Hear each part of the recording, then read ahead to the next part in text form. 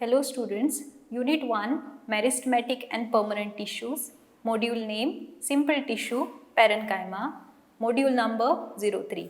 Myself, Ms. Shriveni Tari, MSc, Assistant Professor in PSS RSN College of Arts and Science, Farmagudi, Goa. Outline, classification of simple tissue, characteristic features, types and functions of parenchyma tissue. Learning outcomes.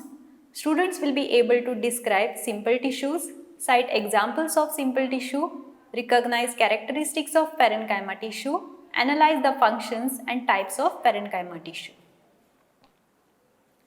Now, in nature, you might have seen the plants which are bearing different parts. Like you have the flowers, you have the roots, you have the stems. Now, if you cut through and check the section, you will see they are made up of number of cells. Now, you have the cells which are grouped together to form a particular functions, and this group of cells will be referred to as tissues. These tissues can be further divided into meristematic and permanent tissue based on the activity of cell division. We have the meristematic tissue wherein you have the cells which are continuously dividing, and we have the permanent tissue wherein the cells do not undergo any cell division.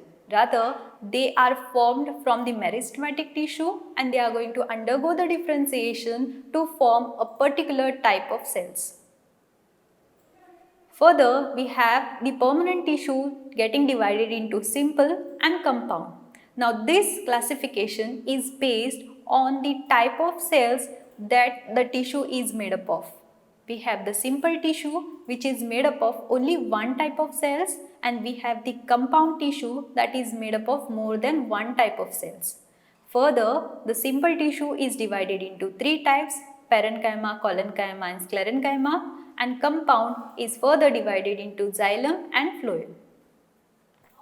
The simple tissue, as we have seen, is divided into parenchyma, collenchyma and sclerenchyma, which is based on the cell wall thickenings. In case of parenchyma, the cell wall will be very thin and it will not be having any of the thickenings present on them.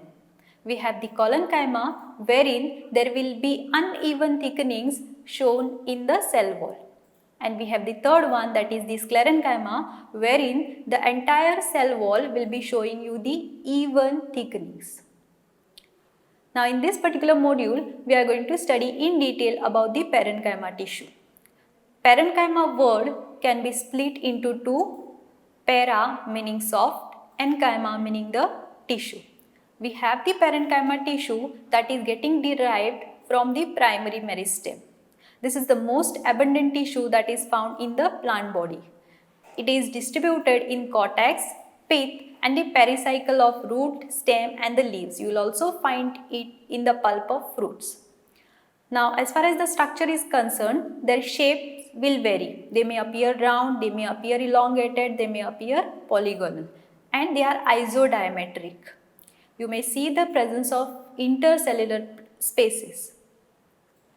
Cell wall and cell content. You will see the cell wall that is thin, which is made up of cellulose and hemicellulose.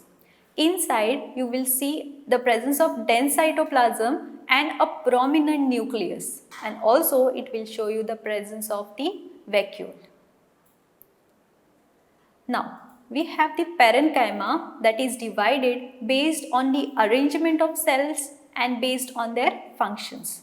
Based on the arrangement of cells, we have loose and the angular type, and based on the functions, we have storage parenchyma, chlorenchyma and the erenchyma.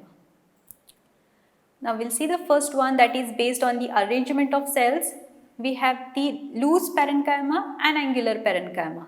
In case of loose parenchyma, the cells will be loosely packed and they will show you the large intercellular spaces. In case of angular parenchyma, the cells are densely packed with very little or no intercellular spaces. Now, based on the function, we have the three subtypes: storage parenchyma, chlorenchyma and erenchyma. The first one, that is storage parenchyma, will be mainly involved in the storage function. You will see the presence of the starch, grains, oils, resins and so on.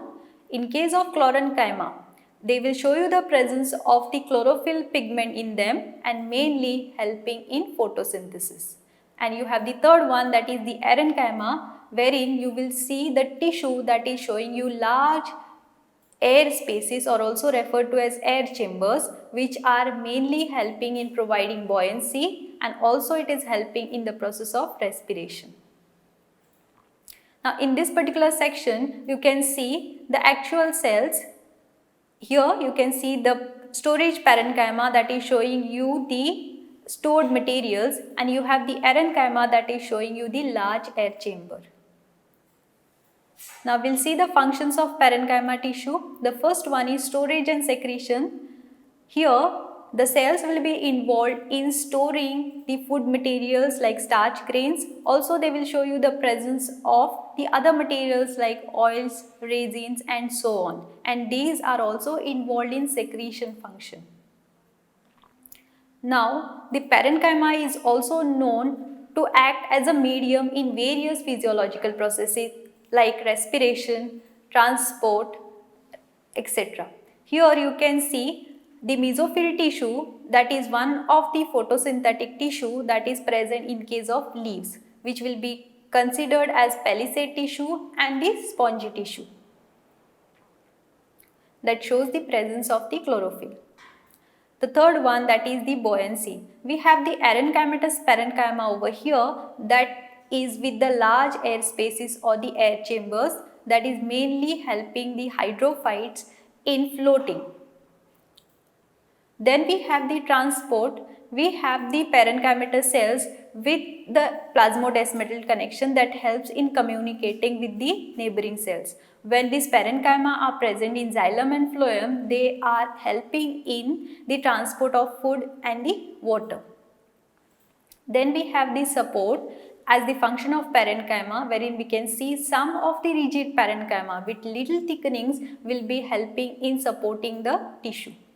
Next, we have the formation of adventitious buds and the roots. Now, though we have said that the permanent tissues do not undergo any cell division, but there are exceptions. Few of the parenchymatous cells do undergo cell division, and they will give rise to more number of cells.